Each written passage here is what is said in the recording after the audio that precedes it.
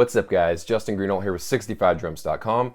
Today I'm talking about my reaction to the Roland unveil of the TD50 series of drum sets they just rolled out. Obviously this is an opinion video. You don't agree with my opinion? Well, it's the internet. Also, I haven't been able to play this drum set yet. Obviously it hasn't been released yet. It's going to be released in like November or October. These are just my first impressions from the announcement, going through the videos that have been released and the spec sheets, and my experience with previous Roland drum sets. So there are two versions of this kit.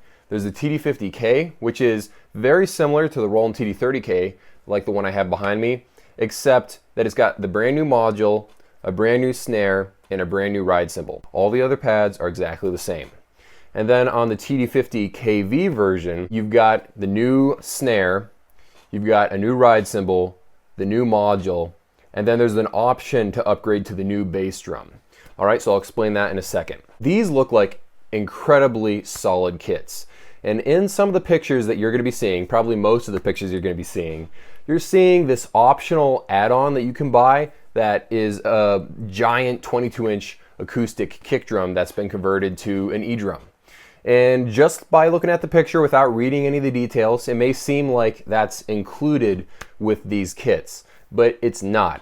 You can actually buy the KV version of the TD50, and then I believe you can purchase an add-on conversion kit. You're actually going to have to get your own 20-inch acoustic kick drum and convert that with this little package. Basically, it's a mesh pad that's on the kick side where you'd hit it with your kick pedal. There's a mesh pad for that you screw on, and then they've got a resonant head on the other side that has the Roland logo.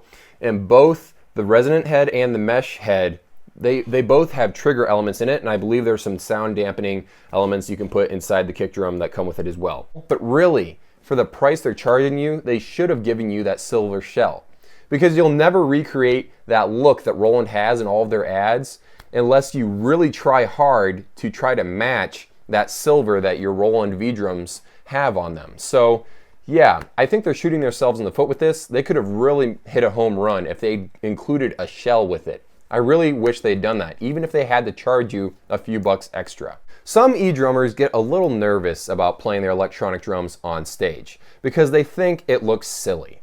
I honestly think electronic drums look nice on stage.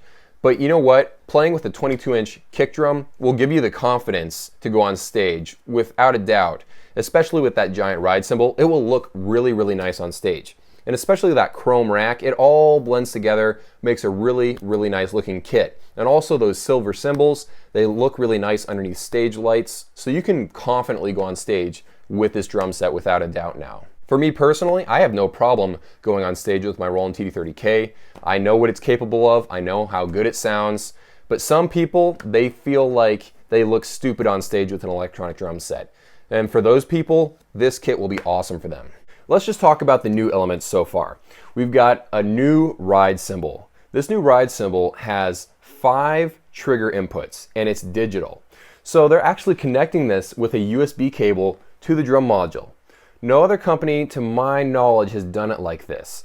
It's usually just been analog, 1/4-inch cables to 1/4-inch inputs on the module. That's how it's always been done. Now Roland has taken it into the digital realm. The reason why they're doing that is because now they have a ton of more flexibility in how they can create triggers. So this ride cymbal has 5 triggers now. They want to make it so like the zones aren't so clear cut. Like there's not some stark difference between the bow zone and the edge zone and the bell zone, I guess. I think they want to make the difference between those zones a little more blurry, a little more realistic. Also, you can silence the cymbal just by going like that with your hand. You don't have to pinch the edge of the cymbal now. You can just reach to the top of the cymbal and use a couple of fingers to silence it. I really, really like that. And of course, the biggest thing about this cymbal is its size. This is an 18-inch ride cymbal. It is absolutely massive, and they've made it the same weight as a metal 18-inch cymbal. So that's awesome. If you've ever seen someone do a conversion of their acoustic drum set into an electronic drum set, one thing you notice is that if they're using Roland cymbals, the cymbals look slightly out of place because you got these big drum shells everywhere that they've put mesh heads on and triggers and everything. And then they've got these little 12-inch Roland cymbals everywhere. They look nice, but they are kind of small. So having an 18-inch ride cymbal will really, really help. and apparently Roland had gotten a lot of requests to make a bigger ride cymbal. So I'm glad that they included that. The next new pad is, of course, the snare. This snare has 8 trigger elements inside it, and it is also digital. It's crazy. You can actually, one of the things I really like about it, other than the fact that apparently it's more sensitive, now you can actually, when you put your hands on the snare head, it's a 3-ply mesh head, by the way. When you put your hand on the mesh head, it actually senses that your hand is there. And when you do that, to do like a cross stick thing, you won't accidentally trigger the snare head anymore as much, apparently. And that is really, really nice, because we've all done this. We've tried to do the crosstalk thing for like a jazz type situation, and we'd be going like this on our mesh head, and we'd accidentally trigger, you know, the head when we're trying to just get rim click sounds. In fact, I don't even try to do it anymore on my Roland TD30K snare, because it doesn't work out that well for me anymore. Maybe I'm not just doing something right. But this will make it a lot more easy, a lot more intuitive, and the fact that it's 14 inches. That's the size of a regular snare. We absolutely needed this. Before, I believe it was 12 inches. Now you got the full 14-inch regular snare size, and I believe it's stainless steel as well. So really, really great. You've got all those extra trigger elements. It's just the most advanced snare probably that's ever been designed for electronic drums. So that's really, really exciting. So you've got the new snare, you've got the new ride cymbal. Let's talk about the new sound module.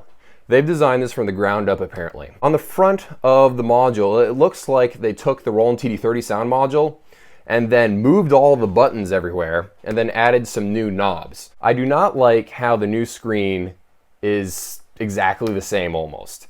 Other than the fact that you can now change the color of the screen and the 3 knobs that control, you know, like tuning and stuff underneath the screen, those have a little ring of color around them. You can change the color on those too, which is nice and everything. I think it's about time Roland gave us a color screen. For goodness sake, their keyboards that they sell, they have bigger screens than this $7,500 drum set that they're selling.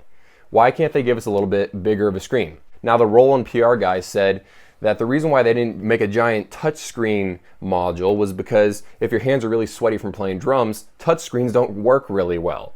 So that's a legit reason, and we don't need a touchscreen. But I wish there was a larger color display. I believe it's about time. It's 2016 right now as the making of this video. I believe it's time for a large color screen, especially since this module is so incredibly expensive. But other than that, this module is awesome. So let me just talk about the inputs and everything. Now you have 2 headphone outputs. You've got a 1/4 inch and an 1/8 inch. So if that's nice, because you know sometimes you don't want to screw on a 1/4 inch to 1/8 inch adapter or an 1/8 inch to 1/4 inch adapter. That's great. You also have 2 mix inputs, a 1/4 inch and an 1/8 inch. Again, that is absolutely awesome. I'm wondering if you can use both of them at the same time. Let's say you wanted to plug an iPhone into one mix input and maybe, I don't know, a feed from your bass player into the other mix input. I don't know. I don't know if you can use them both at the same time, but I think that's pretty awesome. Another great thing is it has XLR outputs. This is incredible. You don't need to carry around a direct box anymore. That is awesome.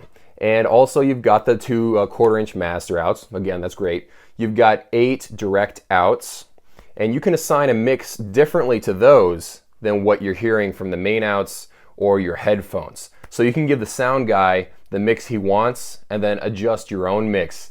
And so you can like turn up the cymbals or something, whatever kind of mix you want to do. So that's great. That's a new software thing. Okay, and then also you have MIDI in and out, like the TD30 had. You also have a USB MIDI, but this time it's 10 channels. So that's awesome. You didn't have that before. And then you've got the one big feature everyone's talking about right now, which is the SD card slot. Yes, now you can load samples into your drum module. I believe you can use up to 32 gigabyte SDHC cards, and you can load your own samples into these kits. Now, Roland says they'd tried to do this when they were designing previous drum modules, but according to them, the technology just wasn't there. But I kind of get it. He said that he wanted to make sure you could do it at a really, really low latency. And Roland is absolutely famous for having just about the lowest latency in the entire electronic drum industry. So now you're loading samples at extremely low latency, and that is absolutely awesome.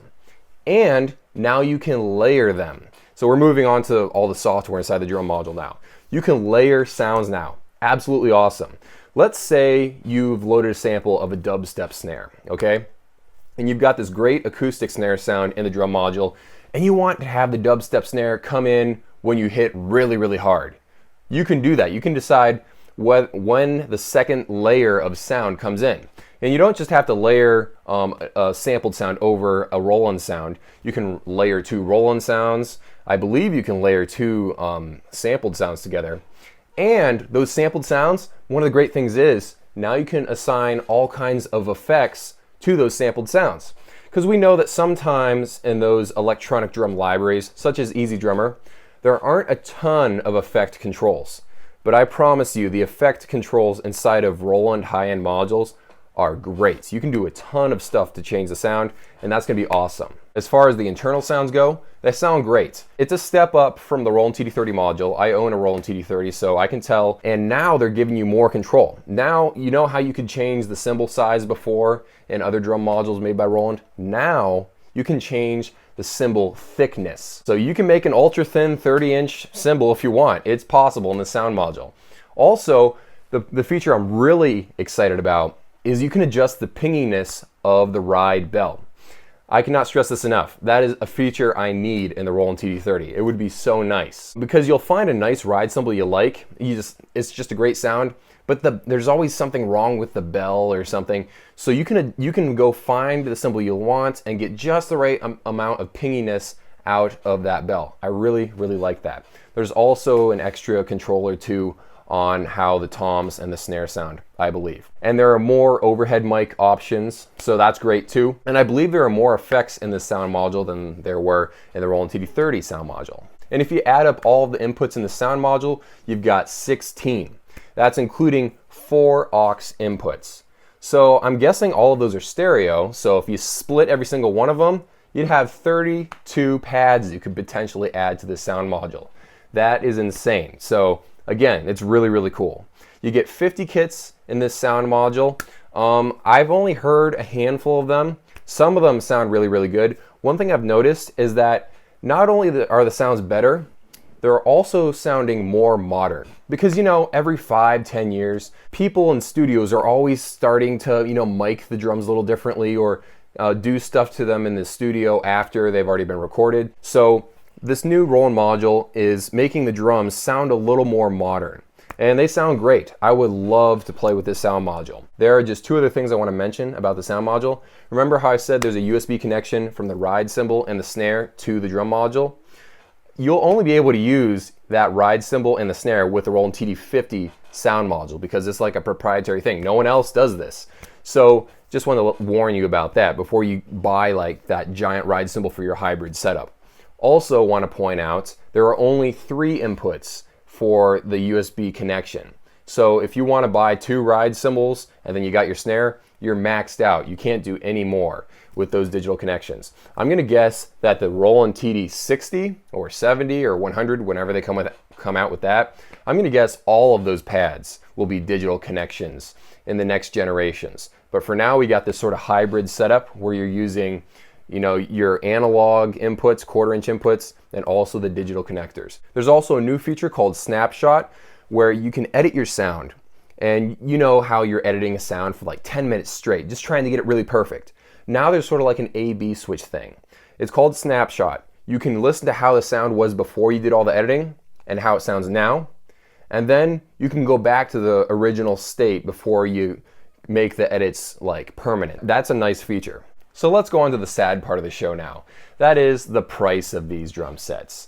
The first one is the TD50KV. It costs $4,800. Yeah, it's a lot. And that's the budget version of the TD50. Okay, and now you've got the more expensive version, the TD50KV, and it's $7,500. That's not actually surprising because they always charge $500 more every new generation. So I believe the previous one was around $7,000 and now it's $7,500. You got to sell your car to buy this thing. It is insane. With Roland, you always know a couple of things. You're going to get an awesome drum set. That drum set is going to be incredibly overpriced and it's going to last for a long, long time. That's what happens when you buy a Roland drum set. You're either going to have to shell out the money or wait for a while and buy it used. I like to do that. But yeah, you can't argue with how good of a product Roland puts out. Now there's the third version. It's not really a version. You can buy the TD50KV with the optional hybrid kick drum setup. So you're not getting the actual kick drum shell. You're just getting a conversion pack. It's got the, it's got the resonant head. It has a trigger element on it. And then you've got the mesh head, which has another trigger element on it. And you have to get your own kick drum. But that's the problem though, because you probably want to find like a black kick drum somewhere. So you're going to have to go buy it on the internet. And maybe you're going to try to find like a silver shell wrap so it can match all of your shell wraps on your Roland drum set. I wish they'd just give you the drum shell. For the amount of money you're paying for this thing, they should give that to you. But overall, these drum sets are really, really exciting. They're overpriced, absolutely, but I believe these probably are the most advanced electronic drum sets in the entire world right now, and probably for a good while yet. I haven't seen anything offered by other companies yet that look like they'll touch this. They may get close, but for a while now, these are going to be the most advanced electronic drum sets in the world. Maybe I'll buy the drum module used in like a year or so. It is incredibly expensive, but yeah, that's what happens when you buy a Roland product.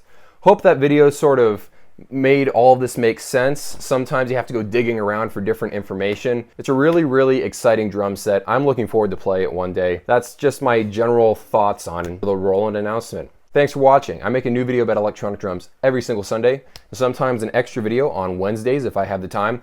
The best way to keep on top of all of that is to subscribe, and if you want to follow me on social media, I'm on Instagram.